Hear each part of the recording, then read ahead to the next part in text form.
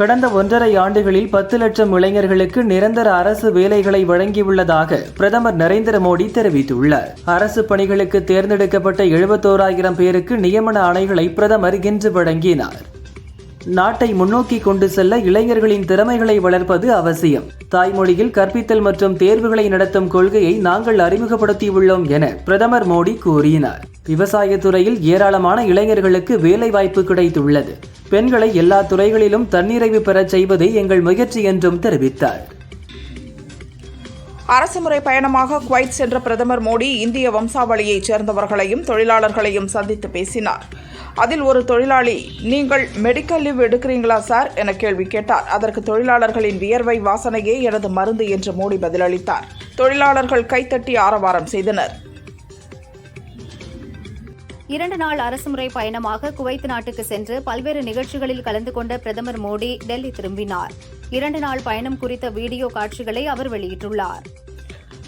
தேசிய மனித உரிமை ஆணைய தலைவராக ஓய்வு பெற்ற சுப்ரீம் கோர்ட் நீதிபதி ராமசுப்பிரமணியன் நியமிக்கப்பட்டுள்ளார். இதற்கான அறிவிப்பை ஜனாதிபதி திரௌபதி முர்மு வெளியிட்டுள்ளார். தமிழகத்தைச் சேர்ந்த இவர் தனது பதவி காலத்தில் பல்வேறு சிறப்பான தீர்ப்புகளை வழங்கியதாக பாராட்டுகளை பெற்றவர் என்பது குறிப்பிடத்தக்கது. பள்ளிகளில் 5ஆம் வகுப்பு முதல் 8ஆம் வகுப்பு வரையிலான மாணவர்களை ஃபெயிலாக்கக்கூடாது என்ற கொள்கை ரத்து செய்வதாக மத்திய கல்வித்துறை செயலாளர் சஞ்சய் குமார் அறிவித்துள்ளார். குழந்தைகளின் கற்றல் திறனை மேம்படுத்தும் நோக்கில் மத்திய அரசு இந்த முடிவை எடுத்துள்ளதாக தெரிவித்தார். 18 வயது முடிந்த பெண்களுக்கு மாதம் 1000 ரூபாய் வழங்கும் திட்டம் டெல்லியில் செயல்படுத்தப்பட இருக்கிறது. இந்த திட்டத்தில் பெண்கள் சேருவதை ஊக்குவிக்க முன்னாள் முதல்வர் கெஜ்ரிவால் வீடு வீடாக சென்று பிரச்சாரம் செய்தார். 18 வயது முடிந்த பெண்களின் பெயர்களையும் பதிவு செய்தார். 2025ஆம் ஆண்டு டெல்லியில் நடக்கும் குடியரசு தின அலங்கார ஊர்தி அணிவகுப்பில் தமிழகத்துக்கு அனுமதி மறுக்கப்பட்டதாக தகவல் வெளியானது. இதற்கு எதிர்க்கட்சித் தலைவர் பழனிசாமி கண்டனம் தெரிவித்திருந்தார். இந்நிலையில் குடியரசு தின அணிவகுப்புக்கு சுழற்சி முறையில்தான் அலங்கார ஊர்திகள் அனுமதிக்கப்படும். நடப்பாண்டு அணிவகுப்பில் தமிழக அலங்கார ஊர்தி பங்கேற்றதால் வரும் 2025ஆம் ஆண்டு பங்கேற்க முடியாது. இனி 2026இல் நடக்கும் அணிவகுப்பில்தான் பங்கேற்க முடியும் என தமிழக அரசு தகவல் சரிபார்ப்பகம் விளக்கம் அளித்துள்ளது. தேர்தல் ஆணையம் மேற்கொண்ட திருத்தம் மிகவும் ஆபத்தானது என முதல்வர் ஸ்டாலின் கண்டனம் தெரிவித்துள்ளார். சாதாரண நிகழ்வுகளை கூட சாதனைகள் போல் காட்டிக்கொள்ளும் விளம்பர மாடல் ஆட்சியில் எந்த துறையும் தங்களுக்கான பணிகளை சரிவர மேற்கொள்வதில்லை என தமிழக பாஜக தலைவர் அண்ணாமலை குற்றம் சாட்டியுள்ளார். எனவே பள்ளி கல்வித்துறை அமைச்சர் வரட்டு கௌரவத்தை காப்பாற்றுவதற்காக மீண்டும் மீண்டும் பொய் சொல்வதை நிறுத்திவிட்டு மாணவர்களின் கல்வியோடு விளையாடாமல் இணைய இணைப்புக்கான நிலுவைத் தொகையை உடனடியாக செலுத்த வேண்டும் என்றும் வலியுறுத்தியுள்ளார். புதிய கல்விக் கொள்கை திட்டத்தை முழுமையாக ஏற்றால் மட்டுமே தமிழகத்துக்கு நிதி ஒதுக்குவோம் என கூறுவது தவறானது என விடுதலை சிறுத்தைகள் கட்சித் தலைவர் திருமாவளவன் கூறினார். தமிழகத்தில் போதைப்பொருள் விற்பனை அதிகரித்துள்ளது. இதனை கட்டுப்படுத்த தமிழக அரசு உடனடியாக நடவடிக்கை எடுக்க வேண்டும் என்றும் தெரிவித்தார். அம்பேத்கர் குறித்து அமித்ஷாவின் கருத்துக்கு கண்டனம் தெரிவித்து வரும் 28ஆம் தேதி பிசிக சார்பில் சென்னையில் ஆர்ப்பாட்டம் நடத்தவுள்ளதாக பிசிக தலைவர் திருமாவளவன் தெரிவித்துள்ளார். மதுரை மாவட்டம் உசிலம்பட்டி பகுதியில் அமைந்துள்ள 58 கிராம பாசன திட்டத்தின் கால்வாயின் தொட்டி பாலத்திற்கு சேதம் விளைவிக்கும் வகையில் கல்குவாரிகள் நடத்த தமிழக அரசு ஆய்வு மேற்கொள்வது கண்டனத்துக்குரியது என சீமான் கூறியுள்ளார். 60 ஆண்டு போராடி பெற்ற பாசன திட்டத்தை தகர்க்கும் கல்குவாரிகள் மீண்டும் செயல்படுவதற்காக திமுக அரசு ஆய்வு மேற்கொள்வது எதேச்சாதிகார போக்கையே காட்டுகிறது என்றும் தெரிவித்துள்ளார். பிரதமர் மோடி யாரை விரும்புகிறாரோ அவர்தான் தலைமை தேர்தல் ஆணையராகவோ தேர்தல் ஆணையர்களாகவோ வர முடியும். தேர்தல் ஆணையமே பிரதமர் மோடியின் கைப்பாவையாகிவிட்டது என்று காங்கிரஸ் மாநில தலைவர் செல்வப்பெருந்தகை எம்எல்ஏ கூறியுள்ளார். சிலை திருட்டு வழக்குகளின் ஆவணங்களையே பாதுகாக்க முடியாத தமிழக அரசும் போலீசும் கோயில்களை எப்படி பாதுகாக்கப் போகின்றன என்று தமிழக இந்து முன்னணி தலைவர் காடீஸ்வர சுப்பிரமணியம் கேள்வி எழுப்பியுள்ளார். வழக்கு ஆவணங்களை தொலைத்த போலீஸ் அதிகாரிகள் மீது நடவடிக்கை எடுக்க வேண்டும் என்றும் அவர் வலியுறுத்தியுள்ளார். பொங்கல் பண்டிகைக்கு 5 நாட்களுக்கு முன்பாகவே பரிசு தொகுப்பு விநியோகம் செய்யப்படும் என தமிழக கூடுதல் தலைமை செயலாளர் ராதாகிருஷ்ணன் கூறியுள்ளார். பொங்கல் பரிசு தொகுப்பு வழங்குவதற்காக அரிசி, சர்க்கரை, கரும்பு உள்ளிட்டவற்றை கொள்முதல் செய்ய ஏற்பாடு நடந்து வருவதாகவும் பரிசு தொகுப்பு வழங்குவது குறித்து முதல்வர் ஸ்டாலின் அறிவிப்பார் எனவும் தெரிவித்தார். சேலம் மாவட்டம் பழைய சூரமங்கலம் பகுதியில் அரசு உதவி பெறும் தனியார் பள்ளியின் மைதானம் ஏற்கனவே விற்கப்பட்ட நிலையில் பள்ளி கட்டிடமும் தனிநபருக்கு விற்கப்பட்டுள்ளது. இதையறிந்த பெற்றோர்கள் பள்ளியை முற்றுகையிட்டு போராட்டத்தில் ஈடுபட்டனர். சம்பவ இடத்திற்கு விரைந்த பாமக எம்எல்ஏ அருள் பள்ளி தாளாளர் காலில் விழுந்து பள்ளியை மூடாதீங்கமா என்று கெஞ்சினார். இந்த சம்பவம் அப்பகுதியில் பெரும் பரபரப்பை ஏற்படுத்தியது. ஆந்திராவை நோக்கிச் சென்ற ஆழ்ந்த காற்றழுத்த தாழ்வு பகுதி மீண்டும் தமிழகத்தை நோக்கி திரும்புவதாக இந்திய வானிலை ஆய்வு மையம் தெரிவித்துள்ளது. நாளை தெற்கு ஆந்திரா வட தமிழகம் கடற்கரையை நோக்கி நகரக்கூடும். ஆழ்ந்த காற்றழுத்த தாழ்வு பகுதி கரையை நோக்கி நகரும்போது நாளை மற்றும் நாளை மறுநாள் கனமழைக்கு வாய்ப்புள்ளதாக வானிலை மையம் தெரிவித்தது. மத்திய மேற்கு வங்கக்கடலில் ஆழ்ந்த காற்றழுத்த தாழ்வு பகுதி நிலவும் நிலையில் சென்னை, கடலூர், நாகை, எண்ணூர், காட்டுப்பள்ளி, புதுச்சேரி, காரைக்கால் துறைமுகங்களில் 3ஆம் எண் புயல் எச்சரிக்கை கூண்டு ஏற்ற வானிலை ஆய்வு மையம் அறிவுறுத்தியுள்ளது. வங்கக்கடலில் நிலவிய ஆழ்ந்த காற்றழுத்த தாழ்வு பகுதி இன்று தெற்கு ஆந்திர வட தமிழகம் கடலோர பகுதிகளில் நிலவுகிறது. நாளை தென்மேற்கு வங்கக்கடல் பகுதிகளில் வட தமிழகம் மற்றும் தெற்கு ஆந்திர கடலோர பகுதிகளுக்கு அருகில் நிலவக்கூடும். இதன் காரணமாக தமிழகத்தில் 29ஆம் தேதி வரை மிதமான மழைக்கு வாய்ப்புள்ளதாக சென்னை வானிலை ஆய்வு மையம் தெரிவித்துள்ளது. மருத்துவ கழிவுகளை மேலாண்மை செய்வதில் கேரள அரசு தவறிவிட்டதாக அம்மாநில ஹைகோர்ட் கண்டனம் தெரிவித்துள்ளது. மருத்துவ கழிவுகளை நெல்லையில் சட்டவிரோதமாக கொட்டியது தொடர்பாக அறிக்கை தாக்கல் செய்யுமாறு கேரள அரசுக்கு ஹைகோர்ட் நோட்டீஸ் அனுப்பியுள்ளது. நடிகர் அல்லு அர்ஜுன் வீட்டின் மீது தாக்குதல் நடத்தப்பட்டதற்கு தெலங்கானா முதல்வர் ரேவந்த் ரெட்டி கண்டனம் தெரிவித்துள்ளார். ஊரக வளர்ச்சி மற்றும் ஊராட்சித் துறையின் வளர்ச்சி திட்டங்களின் பணி முன்னேற்றம் குறித்த ஆய்வுக் கூட்டம் அமைச்சர் ஐ. பெரியசாமி தலைமையில் நடந்தது. விளிம்பு நிலை மக்கள் வாழும் பகுதிகள் மற்றும் பின்தங்கிய கிராம பகுதிகளில் அரசு நலத்திட்டங்களை விரைந்து முடிக்கவும், அவ்வப்போது பெறப்படும் கோரிக்கைகளை உடனுக்குடன் பரிசீலனை செய்து மக்களின் அடிப்படை தேவைகளை தாமதமின்றி நிறைவேற்ற வேண்டும் என்றும் அதிகாரிகளுக்கு ஆலோசனை வழங்கினார். SDX 1, SDX 2 என தலா 220 கிலோ எடை கொண்ட 2 சிறிய செயற்கைக்கோள்களை சுமந்தபடி 30ஆம் தேதி இரவு 9:58 மணிக்கு PSLV C-60 ராக்கெட் விண்ணில் ஏவப்படும் என இஸ்ரோ தெரிவித்துள்ளது. பூமியிலிருந்து 470 கிலோமீட்டர் உயரத்தில் வெவ்வேறு சுற்றுவட்ட பாதைகளில் 2 செயற்கைக்கோள்களும் நிலைநிறுத்தப்படும் என்றும் அறிவித்துள்ளது. அமெரிக்க அதிபராக பதவியேற்க உள்ள ட்ரம்ப் நிர்வாகத்தில் தொழிலதிபர் எலான் மஸ்க், இந்திய வம்சாவளியைச் சேர்ந்த விவேக் ராமசாமி இடம்பெற்றுள்ளனர். அந்த வரிசையில் இந்தியாவைச் சேர்ந்த ஸ்ரீராம் கிருஷ்ணனை செயற்கை நுண்ணறிவு அறிவியல் தொழில்நுட்ப சீனியர் அட்வைசராக ட்ரம்ப் நியமித்துள்ளார். 2026 தேர்தலில் திமுக கூட்டணி 200 தொகுதிகளில் வெற்றி பெறும். பண்ருட்டி MLA வேல்முருகன் தொடர்ந்து திமுக கூட்டணியில் நீடிக்க விரும்புகிறேன் என்று விடுதலை சிறுத்தைகள் கட்சித் தலைவர் திருமாவளவன் MP கூறியுள்ளார். வங்கதேச அரசு 200 கோடி ரூபாய் மின் கட்டணம் பாக்கி வைத்துள்ளது. இருப்பினும் மின்சாரம் வழங்குவதை நிறுத்துவது குறித்து இன்னும் முடிவெடுக்கவில்லை என திரிபுரா முதல்வர் மாணிக் சாஹா கூறினார். நிலுவைத் தொகையை செலுத்தாவிட்டால் வங்கதேசத்திற்கு மின்சாரம் வழங்குவதை எவ்வளவு காலம் தொடர முடியும் என்று எனக்கு தெரியவில்லை என்றும் தெரிவித்தார். உத்தரப்பிரதேசம் கும்பமேளாவுக்காக தமிழகத்திலிருந்து தலா 20 பெட்டிகள் கொண்ட 15 ரயில்கள் வட மாநிலங்களுக்கு திருப்பி விடப்பட்டுள்ளன. இதனால் தமிழகத்தில் முக்கிய ரயில்களில் முன்பதிவில்லா பெட்டிகள் நீக்கப்பட்டுள்ளன. தாம்பரம் திருச்சி, தாம்பரம் கோவை ரயில்களில் பொது பெட்டிகள் நீக்கப்பட்டதால் பயணிகள் அவதியடைந்துள்ளனர். முன்னாள் பிரதமர் சௌத்ரி சரண் சிங்கின் பிறந்தநாளை முன்னிட்டு டெல்லியில் உள்ள அவரது நினைவிடத்தில் துணை ஜனாதிபதி ஜெகதீப் தன்கர், ராஷ்டிரிய லோக்தளம் கட்சி தலைவரும் சரண் சிங்கின் பேரனுமான ஜெயந்த் சௌத்ரி உள்ளிட்டோர் மலர் தூவி மரியாதை செலுத்தினர். அல்லு அர்ஜுன் வீட்டின் மீது தாக்குதல் நடத்தி கைதாகி ஜாமீனில் விடுதலையான 6 பேரில் சீனு, பிரவீன்குமார், பிரேம்குமார், நாகராஜ் கவுடு ஆகிய 4 பேர் முதல்வர் ரேவந்த் ரெட்டியுடன் எடுத்துக்கொண்ட புகைப்படங்கள் வெளியாகியுள்ளன. அல்லு அர்ஜுன் மீது நடத்தப்பட்ட தாக்குதல் முதல்வர் ரேவந்த் ரெட்டியின் தூண்டுதல் படியே நடத்தப்பட்ட தாக்குதல் என பாஜக குற்றம் சாட்டியுள்ளது. அசாமின் கச்சார் மாவட்டத்தில் சிலிகுரி சாலையில் மோட்டார் சைக்கிளில் 6000 போதை மாத்திரைகள், 125 கிராம் ஹெராயின் கடத்திய நபரை அதிரடிப்படை போலீசார் கைது செய்தனர். அதன் மதிப்பு 25 கோடி ரூபாய் இருக்கும் என்று போலீசார் கூறினர். மதுரை மீனாட்சி சுந்தரேஸ்வரர் கோயிலில் அனைத்து ஜீவராசிக்கும் ஈசன் படியளப்பதை எடுத்துரைக்கும் அஷ்டமி சப்பர விழா விமர்சையாக நடைபெற்றது. சப்பரத்தை பெண்கள் மட்டுமே வடம் பிடித்து இழுத்தனர். சப்பரத்தின் முன்பாக சிவாச்சாரியார்கள் அரிசியை தூவியபடி சென்றனர். வழியெங்கும் கூடியிருந்த பக்தர்கள் ஈசனை தரிசித்து சிதறிக் கிடந்த அரிசியை சேகரித்து எடுத்துச் சென்றனர்.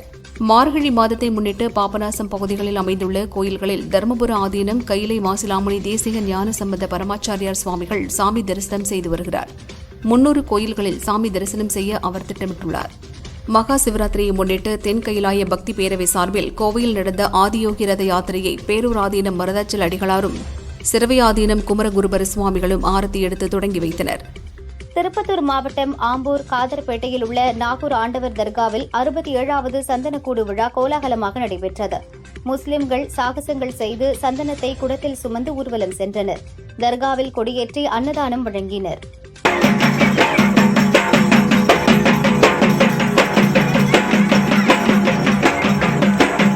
மதுரை மீனாட்சி அம்மன் கோவிலில் மார்கழி அஷ்டமி தேர் திருவிழா கோலாகலமாக நடைபெற்றது. திரளான பக்தர்கள் கலந்து கொண்டனர். பெண்கள் முன்னின்று வடம் பிடித்து தேர் இழுத்தனர்.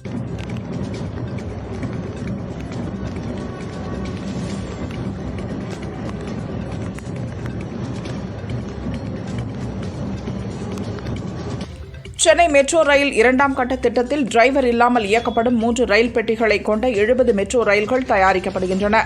இதற்கான ஒப்பந்தம் BEML நிறுவனத்திற்கு 3657 கோடியே 53 லட்சம் ரூபாய் மதிப்பில் வழங்கப்பட்டுள்ளது. இந்த ஒப்பந்தத்தின் கீழ் முதல் மெட்ரோ ரயில் 2026ஆம் ஆண்டு சென்னை மெட்ரோ ரயில் நிறுவனத்திடம் ஒப்படைக்கப்பட உள்ளது. தூத்துக்குடி, கன்னியாகுமரி மாவட்டங்களில் முதல்வர் ஸ்டாலின் வரும் 29, 30, 31ஆம் தேதிகளில் கள ஆய்வு மேற்கொள்ள உள்ளார்.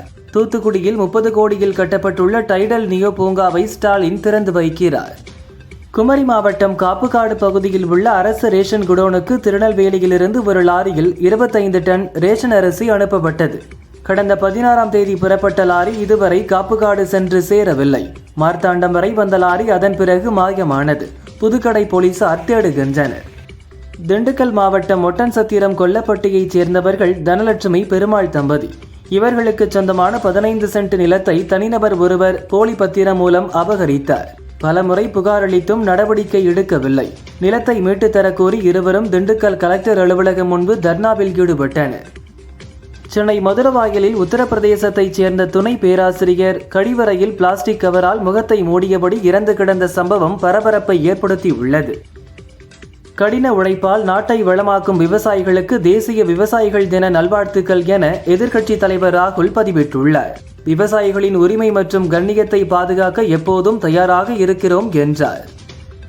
சென்னை எழும்பூரிலிருந்து புதுச்சேரிக்கு இன்று புறப்பட்ட ரயில் திண்டிவனம் அருகே ஓங்கூர் பகுதியில் சென்றபோது தண்டவாளத்தில் பயங்கர சத்தம் கேட்டுள்ளது. சுதாரித்த லோகோ பைலட் உடனே ரயிலை நிறுத்தினார்.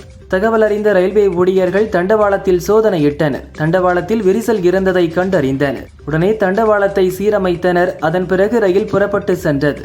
லோகோ பைலட்டின் செயலால் ஆயிரக்கணக்கான பயணிகள் உயிர் தப்பினர். பொள்ளாச்சியை சுற்றுலா தளமாக அறிவிக்க வேண்டும் என்பதை வலியுறுத்தி தொழில் வர்த்தக சபை சார்பில் பொள்ளாச்சி திருவிழா என்ற பெயரில் பல்வேறு நிகழ்ச்சிகள் நடத்தப்பட்டு வருகிறது. இதன் ஒரு பகுதியாக இன்று ஹெல்மெட் அணிவதன் அவசியம் குறித்து பெண்கள் டூவீலரில் பேரணியாக சென்று விழிப்புணர்வு ஏற்படுத்தினர்.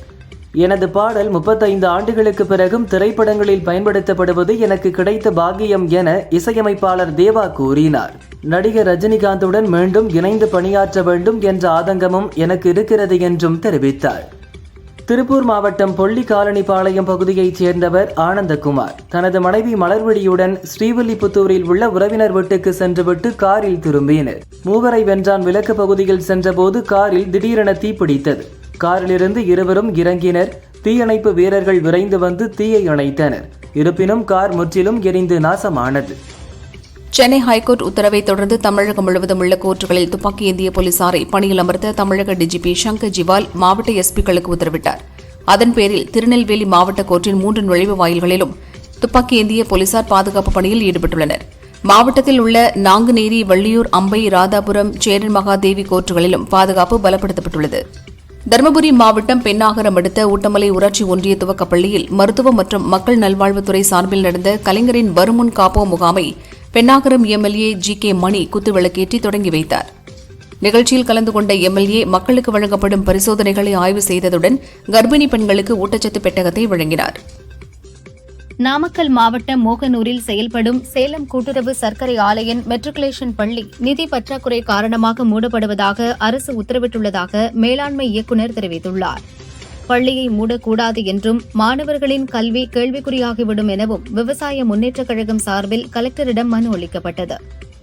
வேலூர் மாவட்டம் அரும்பாக்கம் ஊராட்சி ஒன்றிய துவக்க பள்ளிக்கு புதிய வகுப்பறைகள் கட்டப்பட்டுள்ளன. முதல்வர் ஸ்டாலின் காணொலி காட்சி மூலம் வகுப்பறைகளை திறந்து வைத்த பிறகு திமுக MP கதிரானன், வேலூர் கலெக்டர் சுப்புலட்சுமி ஆகியோர் குத்துவிளக்கேற்றினர். மாணவர்களுக்கு இனிப்புகள் வழங்கப்பட்டன. நெல்லை மாவட்ட கோர்ட் வளாகத்தில் நடந்த கொலை சம்பவத்தை அடுத்து தமிழகத்தின் அனைத்து கோர்ட் வளாகத்திலும் துப்பாக்கி ஏந்திய போலீசார் பாதுகாப்பு பணிகளில் ஈடுபட்டு வருகின்றனர். ராணிப்பேட்டை மாவட்ட கோர்ட் வளாகத்தில் 4 போலீசார் துப்பாக்கிகளுடன் பாதுகாப்பு பணிகளில் ஈடுபட்டனர். வேலூர் கேவிக்குப்பம் அடுத்த துருவம் பகுதியில் சிறுத்தை தாக்கி இறந்த இளம்பெண் அஞ்சலி குடும்பத்திற்கு உழவர் பாதுகாப்பு திட்டத்தின் கீழ் 1 லட்சம் ரூபாய் நிவாரண நிதியினை திமுக MP கதிரானந்த், வேலூர் கலெக்டர் சுப்புலட்சுமி வழங்கினர். துருவம் மக்களின் கோரிக்கைகளை நிறைவேற்றித் தருவதாகவும் அவர்கள் உறுதியளித்தனர். தமிழக கோர்ட்டுகளில் துப்பாக்கி ஏந்திய போலீசாரை பாதுகாப்பு பணியில் ஈடுபடுத்த வேண்டும் என மாவட்ட எஸ்பிக்கள் மற்றும் கமிஷனர்களுக்கு டிஜிபி சங்கர் ஜிவால் உத்தரவிட்டுள்ளார். அதன்படி கோவை கோர்ட் வளாகத்தில் துப்பாக்கி ஏந்திய போலீசார் பாதுகாப்பு பணியில் ஈடுபட்டுள்ளனர். இலவச வீட்டுமனை பட்டா கேட்டு மனு அளிப்பதற்காக மார்க்சிஸ்ட் கம்யூனிஸ்ட் எம்பி வெங்கடேசன் தலைமையில் 2000 பேர் ஊர்வலமாக மதுரை கலெக்டர் அலுவலகத்திற்கு வந்தனர். இதனால் அலுவலக கதவு பூட்டப்பட்டதுடன் பொதுமக்கள் வெகுநேரம் வெயிலில் காத்திருந்து திரும்பிச் சென்றனர். மக்களை ஆசை வார்த்தைகள் கூறி அலைக்கழித்த எம்பி வெங்கடேசன் மீது நடவடிக்கை எடுக்க வேண்டும் என பாஜக சார்பில் கலெக்டரிடம் மனு அளிக்கப்பட்டது. கேரளாவிலிருந்து ஹோட்டல் கழிவுகள் ஏற்றி வந்த கண்டெய்னர் லாரி மற்றும் செப்டிக் டேங்க் லாரி ஆகியவற்றை களியக்காவிளை செக் போஸ்டில் போலீசார் தடுத்து நிறுத்தினர். லாரி டிரைவர்கள் மணிகண்டதே, வள்ளி முருகன் ஆகியோர் மீது போலீசார் வழக்கு பதிந்து விசாரிக்கின்றனர். கும்பகோணம் அரசு கலைக்கல்லூரியில் அடிப்படை வசதிகள் செய்து தரக்கோரி வரலாற்றுத்துறை மாணவர்கள் கல்லூரி முதல்வர் அறையை முற்றுகையிட்டு ஆர்ப்பாட்டம் செய்தனர். கோரிக்கைகளை நிறைவேற்றித் தராவிட்டால் வகுப்பு புறக்கணிப்பில் ஈடுபடுவோம் என்று மாணவர்கள் தெரிவித்தனர். தமிழே ஆட்சி மொழி விழிப்புணர்வு பேரணி திருப்பத்தூரில் நடைபெற்றது. திருப்பத்தூர் கலெக்டர் தர்பகராஜ் கொடியசைத்து துவக்கி வைத்தார். பள்ளி மாணவர்கள் பேரணியில் பங்கேற்று தமிழ் மொழியின் பெருமைகளை கூறிச் சென்றனர். கோவை மேட்டுப்பாளையம் சாலை ஜிஎன் மில்ஸ் பஸ் ஸ்டாப் அருகே கடந்த சில வாரங்களாக அத்திக்கடவு குடிநீர் குழாய் உடைந்து தண்ணீர் வீணாகிறது. சாலையில் உள்ள குழிகளில் குளம் போல் தேங்கி நிற்கிறது. அந்த வழியாக செல்லும் வாகன ஓட்டிகள் மிகவும் சிரமத்திற்குள்ளாகின்றனர். இதை கண்டித்து பொதுமக்களுடன் இணைந்து அதிமுகவினர் குளம் போல் தேங்கிய தண்ணீரில் நாற்று நட்டு நூதன போராட்டத்தில் ஈடுபட்டனர். மாமல்லபுரத்தில் நடைபெறும் இந்திய நாட்டிய திருவிழாவை சுற்றுலாத்துறை அமைச்சர் ராஜேந்திரன் துவக்கி வைத்தார். நிகழ்ச்சியில் ஜப்பான் நாட்டு சுற்றுலா பயணிகள் கரகாட்ட கலைஞர்களுடன் நடனமாடி அசத்தினர்.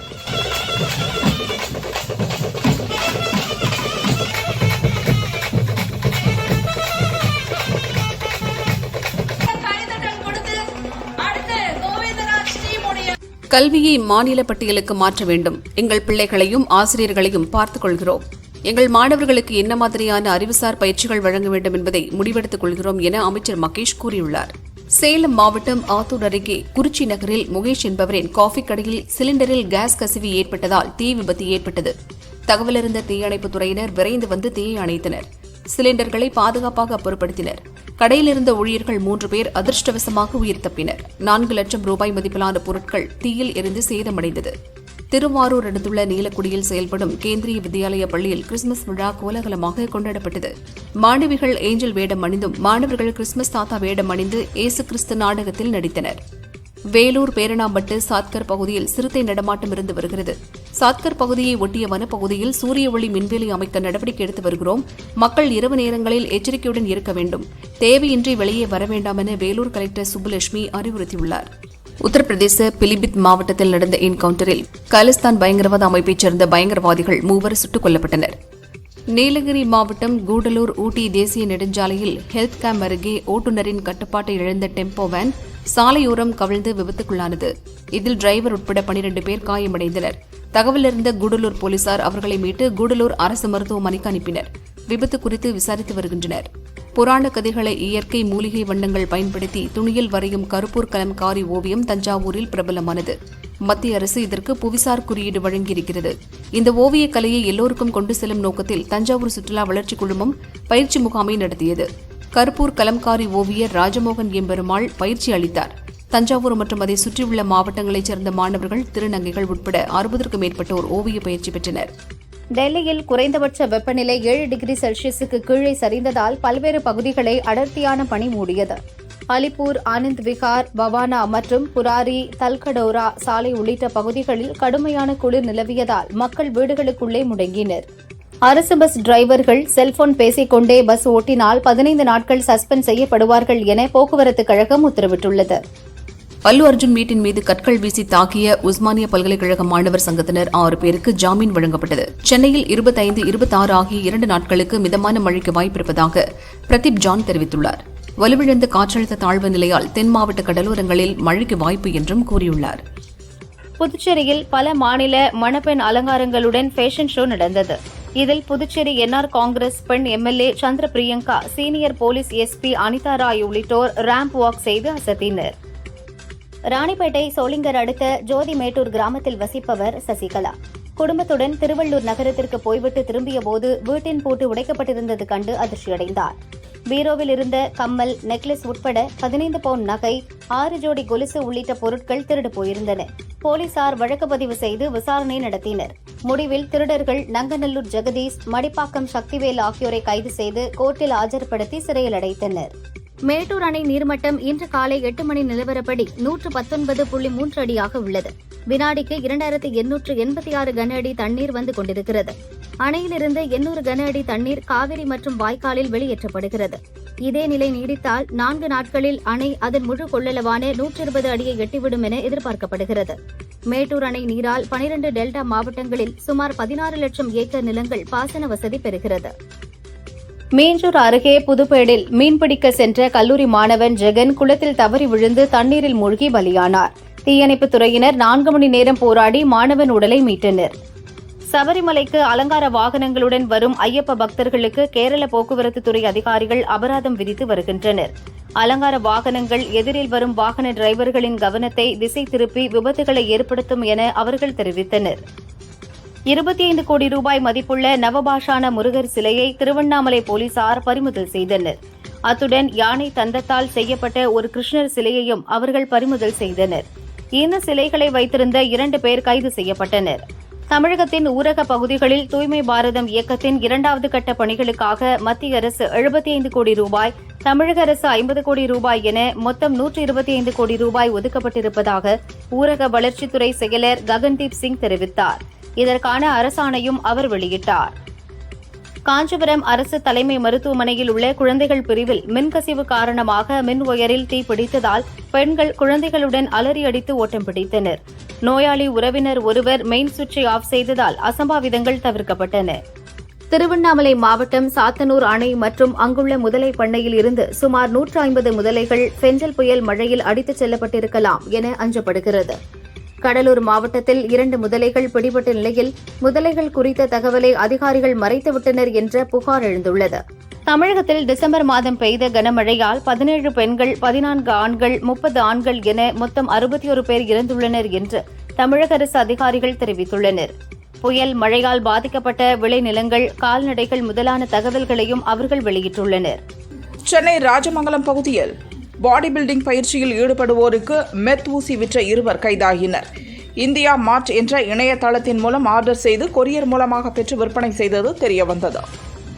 தெலங்கானா மாநிலம் மெஹபூபாபாத் மாவட்டம் சீரோல் மண்டலம் சக்ரம் நாயக் தாண்டாவில் உள்ள அரசு தொடக்கப்பள்ளி ஆசிரியர் ஒருவர் மாணவிகளுக்கு செல்போனில் ஆபாச படங்கள் காண்பித்து பாலியல் தொல்லை கொடுத்துள்ளார். இதுகுறித்து அறிந்த பெற்றோர் பள்ளிக்கு வந்து ஆசிரியரை செருப்பால் அடித்து போலீசாருக்கு தகவல் தெரிவித்தனர். சென்னை பெரம்பூரில் குடிப்பதற்கு பணம் கேட்டு தொல்லை கொடுத்த நண்பரை இரும்பு ராடால் அடித்த நண்பர்கள் கைதாகினர். கோவை சிங்காநல்லூர் ரிலையன்ஸ் ஸ்மார்ட் ஸ்டோரில் டீ தூள், எண்ணெய் பாக்கெட், பூஸ்ட் பாக்கெட்டுகளை திருடி பேன் பாக்கெட்டில் மறைத்து வைத்துக் கொண்டு தப்ப முயன்ற விசாலராஜா சின்னராஜா என்பவரை கடை ஊழியர்கள் பிடித்து சிங்காநல்லூர் போலீசில் ஒப்படைத்தனர். இந்த சம்பவம் குறித்த வீடியோ தற்போது வெளியாகியுள்ளது. சென்னை திருவிக நகரில் மளிகை கடையில் மாமூல் கேட்டு கடைக்காரரை மிரட்டிய வழக்கில் 4 ரவுடிகள் கைதாயினர். போலீசார் விசாரிக்கின்றனர். கோவை சேரன் மாநகரைச் சேர்ந்த ஐடி ஊழியர் மணிகண்ட பிரபு என்பவருக்கு ஹரீஷ் மற்றும் குந்தன்ராஜ் ஆகிய இருவரும் பீகாரில் இருந்து கள்ள துப்பாக்கி வாங்கி வந்து விற்றுள்ளனர். தகவல் அறிந்த தீவிரவாத தடுப்பு பிரிவு போலீசார் 3 பேரையும் பிடித்து பீளமேடு போலீசாரிடம் ஒப்படைத்தனர். கள்ள துப்பாக்கி மற்றும் 6 தோட்டாக்களை பறிமுதல் செய்து தீவிரமாக விசாரித்து வருகின்றனர். பன்ருட்டி அடுத்த பில்லாலி தொட்டி பகுதியில் கஞ்சா விற்பதை கண்டுபிடிக்க போலீஸ் யூனிஃபார்ம் போடாமல் சென்ற சப் இன்ஸ்பெக்டர் தவச்செல்வத்தை அந்த பகுதியைச் சேர்ந்த சிலர் தாக்கினர். நெல்லிக்குப்பம் போலீசார் சென்று அதிகாரியை மீட்டனர். தவச்செல்வத்தை தாக்கிய ஆனந்த்குமார் என்பவரை கைது செய்தனர். மேலும் சிலரை தேடி வருகின்றனர். வேலூர் பிள்ளையார்குப்பம் பகுதியில் தடை செய்யப்பட்ட குட்கா, கூல்லப் முதலான போதைப் பொருட்கள் பறிமுதல் செய்யப்பட்டது. சுமார் 2800 கிலோ அளவிற்கான போதைப் பொருட்களை எடுத்து சென்ற வாகனங்களும் பறிமுதல் செய்யப்பட்டன. சதுவாச்சாரி அக்பர் பாஷா உட்பட 5 பேர் கைது செய்யப்பட்டனர். இந்தியாவில் தஞ்சமடைந்துள்ள வங்கதேச முன்னாள் பிரதமர் ஷேக் ஹசீனாவை தங்கள் நாட்டிடம் ஒப்படைக்கும்படி இந்தியாவிடம் வங்கதேச அரசு கேட்டுக் கொண்டுள்ளது. பிரேசில் நாட்டில் 10 பேருடன் சென்ற சிறிய ரக விமானம் இயந்திர கோளாறால் கட்டுப்பாட்டை இழந்து ஒரு வீட்டின் 2வது மாடியில் மோதி எரிந்தது. அதில் பயணம் செய்தவர்கள் அனைவரும் இறந்தனர். வீட்டில் இருந்தவர்கள் படுகாயங்களுடன் மருத்துவமனையில் சேர்க்கப்பட்டனர். புதுச்சேரியில் நடந்த மாநில கபடி போட்டியில் திருபுவனை வேலழகன் அணி முதலிடம் பிடித்து கோப்பையை வென்றது. இரண்டாவது இடம் மங்களம் சர்க்கஸ் ஸ்போர்ட்ஸ் கிளப் அணிக்கும், மூன்றாவது இடம் சாய் ஸ்போர்ட்ஸ் அணிக்கும் கிடைத்தது. பரிசுகளை முதல்வர் ரங்கசாமி, சபாநாயகர் செல்வம் வழங்கினர். டெல்லியில் நடந்த தேசிய கராத்தே சாம்பியன்ஷிப் போட்டியில் தஞ்சை மாவட்டத்தைச் சேர்ந்த 5 பேர் குமிதே பிரிவில் தங்கப் பதக்கமும், கட்டா பிரிவில் 4 வெள்ளிப் பதக்கமும் பெற்றனர். ஊர் திரும்பிய அவர்களுக்கு ரயில் நிலையத்தில் பாஜக மாநில பொதுச் செயலாளர் கருப்பு முருகானந்தம் உள்ளிட்டோர் வரவேற்று வாழ்த்து தெரிவித்தனர். ஆஸ்திரேலியாவுக்கு எதிரான பார்டர் கவாஸ்கர் டெஸ்ட் தொடரின் 3வது போட்டியுடன் இந்திய வீரர் அஸ்வின் ஓய்வு பெற்றார். அவருக்கு பதிலாக எஞ்சியுள்ள 2 போட்டிகளிலும் தனுஷ் கோட்டியான் விளையாடுவார் என அறிவிக்கப்பட்டுள்ளது. மும்பையைச் சேர்ந்த ஹாஃப் ஸ்பின் ஆல்ரவுண்டரான தனுஷ் கோட்டியான் சமீபத்தில் ஆஸ்திரேலியாவில் நடந்த இந்தியா ஆஸ்திரேலியா ஏ அணிகளுக்கிடையேயான டெஸ்ட் தொடரில் பங்கேற்றது குறிப்பிடத்தக்கது. மிஷ்கின் இயக்கத்தில் ஆண்ட்ரியா முதன்மை வேடத்தில் நடித்துள்ள படம் பிசாசு 2. பூர்ணா முக்கிய வேடத்திலும் சிறப்பு வேடத்தில் விஜய் சேதுபதியும் நடித்துள்ளனர். ஹாரர் கலந்த த்ரில்லர் படமாக உருவாகியுள்ள இந்த படம் முடிந்தும் சில பிரச்சனையால் ரிலீஸில் தாமதமாகிறது. இந்நிலையில் 2025 மார்ச் மாதம் எப்படியாவது படத்தை திரைக்கு கொண்டுவர படக்குழுவினர் திட்டமிட்டுள்ளனர். இயக்குனர் லோகேஷ் கனகராஜின் தயாரிப்பில் உருவாகி வரும் படம் மிஸ்டர் பாரத் சம்யுக்தா நடிக்க நிரஞ்சன் இயக்குகிறார். 1986 ரஜினி நடிப்பில் வெளியான மிஸ்டர் பாரத் படத்தின் தழுவல் இந்த படம் என தகவல் வந்தது. இது பற்றி நிரஞ்சன் கூறுகையில், பிடிவாத குணம் கொண்ட ஒருவன் காதல் திருமணத்தை விரும்புகிறான். ஆனால் ஒரு பெண்ணே முன்வந்து அவனிடம் காதல் சொல்லும்போது அதை அவனால் உணர முடியவில்லை. ரஜினியின் மிஸ்டர் பாரத் படத்திற்கும் இந்த படத்திற்கும் எந்த தொடர்பும் இல்லை என்றார். தமிழகத்தில் லோகேஷ் கனகராஜ் இயக்கத்தில் ரஜினியுடன் கூலி படத்தில் நடித்து வருகிறார் ஸ்ருதிஹாசன். முன்னதாக தெலுங்கில் தயாராகி வரும் டக்கோயிட் என்ற படத்தில் ஆதிசேஷுடன் நடித்து வந்த ஸ்ருதிஹாசன் விலகினார்.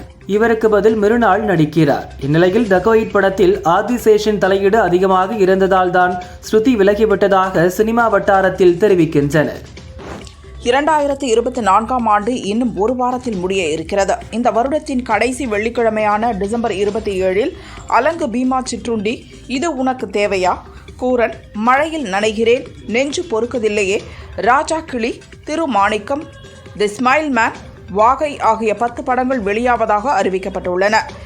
இவைகள் தவிர்த்து மோகன்லாலின் மலையாள படமான பரோஸ், கிச்சா சுதீப்பின் கன்னட படமான மேக்ஸ் ஆகியவையும் தமிழில் டப்பிங் ஆகி வெளியாக உள்ளது. மகிழ் திருமேனி இயக்கத்தில் அஜித், த்ரிஷா, அர்ஜுன் உள்ளிட்டோர் நடித்துள்ள படம் விடாமுயற்சி பொங்கல் வெளியீடு என அறிவிக்கப்பட்டுள்ள நிலையில் தாய்லாந்தில் நடந்த இறுதிக்கட்ட படப்பிடிப்போடு படம் நிறைவடைந்தது. இதுபற்றி மகிழ் திருமேனி வெளியிட்ட பதிவு: உங்களுக்கு விடாமுயற்சி படக்குழுவின் அளவில்லா அன்பும் நன்றியும். முதல் நாள் படப்பிடிப்பிலிருந்து இன்று வரை நீங்கள் வழிகாட்டியாகவும் ஊக்கப்படுத்தும் நபராகவும் இருந்தீர்கள். தொடர் முயற்சியால் ஏற்படும் வெற்றிதான் இந்த விடாமுயற்சி வெற்றி என அஜித்தை குறிப்பிட்டுள்ளார். KGF படங்கள் மூலம் பிரபலமானவர் பிரசாந்த் நீல். பிரபாஸை வைத்து இவர் இயக்கிய சலார் படம் 650 கோடி வசூலை ஈட்டியது. ஆனால் இந்த படம் தனக்கு திருப்தி இல்லை என கூறியுள்ளார் பிரசாந்த் நீல். மேலும் அவர் கூறுகையில், சலார் படத்திற்கு எதிர்பார்த்த வரவேற்பு இல்லாதது எனக்கு ஏமாற்றமாக இருந்தது. KGF படத்தின் வெற்றியால் சலார் படத்தின் உருவாக்கத்தில் சற்று அலட்சியமாக இருந்து விட்டேன். அதனால் சலார் 2ஆம் பாகம் எனது சிறந்த படமாக வர வேண்டும் என்பதற்காக திரைக்கதையை சிறப்பாக வடிவமைத்து வருகிறேன் என்றார்.